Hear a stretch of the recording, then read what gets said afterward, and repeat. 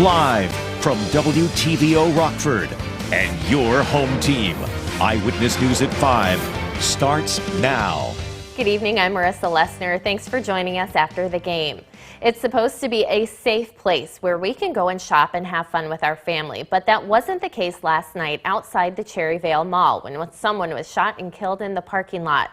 The mall was put on lockdown until police confirmed the area was safe. Amory Wilder spoke to someone who was inside when that shooting happened. Amory? Marissa, while police say this was an isolated incident, the witness I spoke to says she's unsure when she'll be back after knowing what happened. According to Cherry Valley Police, they received a call a little after 7 p.m. The caller said someone was shot in the parking lot of Macy's. When officers got there, they found a man unresponsive near a car. Police were able to secure the area. Cecilia Centoria was at Tilted Tin with her granddaughters. Before leaving, they stopped by the mall. So we're there picking out candy. We were there for a little while, and all of a sudden the employee yelled out, mall's going on lockdown, everybody has to leave. We were rushing out to the car. We're like, hurry up, let's go. We don't know if the shooter was there or gone or what had happened. A spokesperson with the Cherryvale Mall said they are deeply saddened by the shooting. The mall says their thoughts and prayers are with the victims' loved ones and that they appreciate the first responders. Customers can expect an increase in police coverage over the next several days. Marissa, back to you. All right, thanks, Amory. And no word yet on the name or age of the victim. No arrests have been made. Rockford is sending support and supplies to its sister city in Ukraine today. We told you about this last week. A plane full of supplies left the Rockford airport this morning for the Ukraine-Romania border. The Brovary relief effort packed more than 270,000 meals and raised $100,000. Rockford and Brovary have been sister cities for nearly 3 decades. You can find more ways to help at mystateline.com. Rock Valley College held a Future Soldier event to give young people a peek into basic training. Local high school students and other civilians took part, some who have already enlisted in the Army. Drill sergeants gave them physical training and other classes before competing with the skills they've learned. Organizers say the response from participants is encouraging. They appeared to be impressed with the way everything was handled, and they understood that yelling is involved, but it's not like degrading. And say it's just to get the point across and to push through training under a stressful environment. Sergeant Lara says they're trying to plan another one of these events for later this year. Well, a huge congratulations to Rockford's own Emily Bear on her very first Grammy win. She and Abigail Barlow won the award for Best Musical Theater Album.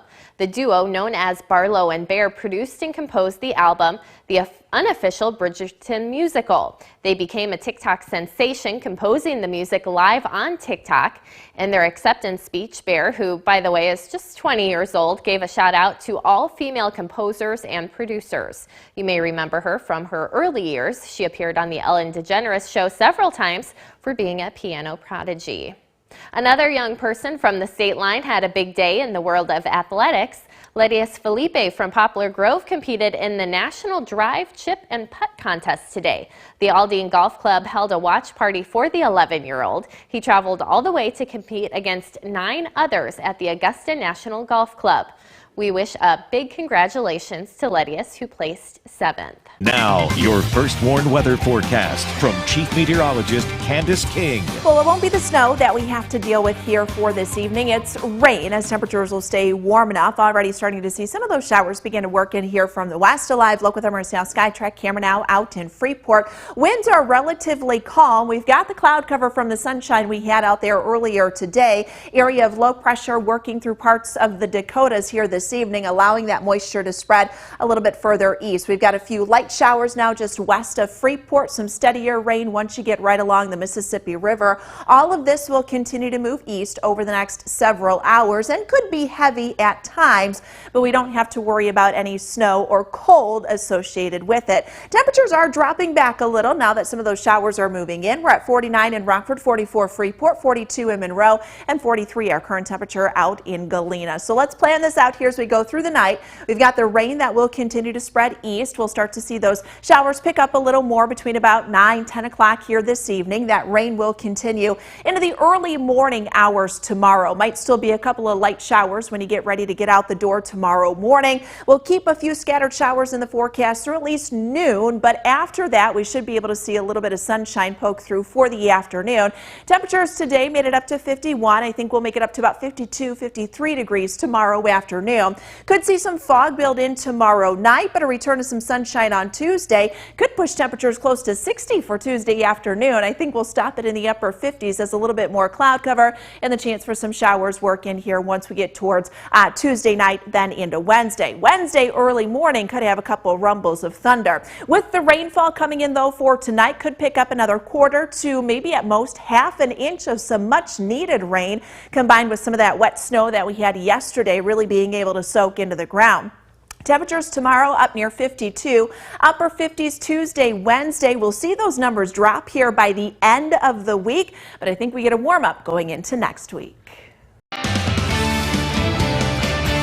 Well, the biggest night in college basketball is just one sleep away. 68 teams are now down to 2. Only one will walk out of New Orleans as national champs. The 8th-seeded UNC Tar Heels take on the 1-seed Kansas Jayhawks.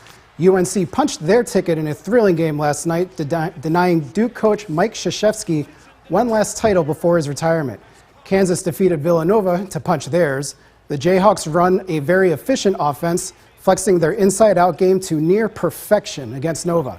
Head coach Bill Self feels his teams haven't quite met expectations in recent years. He hopes to change that tomorrow night.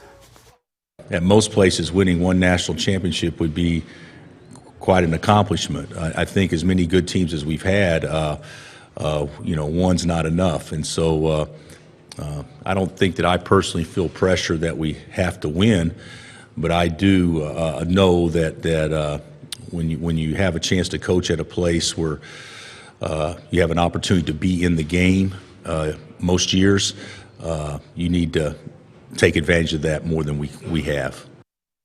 Tar Heels head coach Hubert Davis didn't want to look back when he addressed the media this afternoon. His focus right now is solely on the Jayhawks and keeping his star forward Armando Bacot out of foul trouble.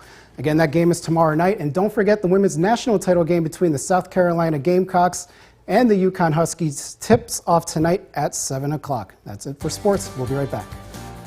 The First Warn Interactive Radar on MyStateline.com shows some rain moving in, though stay with us here for tonight. That's going to do it for us. Have a great night.